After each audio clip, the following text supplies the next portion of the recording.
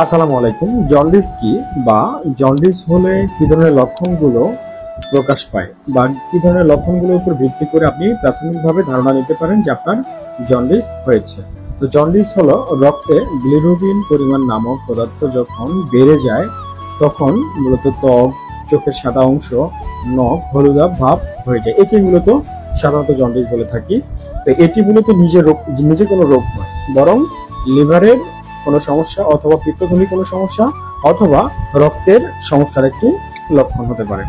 তো এ ধরনের জন্ডিস যদি হয়ে থাকে তবে যে লক্ষণগুলো প্রকাশ পায় তার ভিতরে এক নম্বর হচ্ছে ত্বক ও চোখ মূলত হলুদাভ ভাব হয়ে থাকে, প্রস্রাবের রং গাঢ় হয়ে যায়, আপনার মল ফ্যাকাশে হয়ে যায়, সাদা বা সাদা রঙেরও হয়ে থাকে সাধারণত।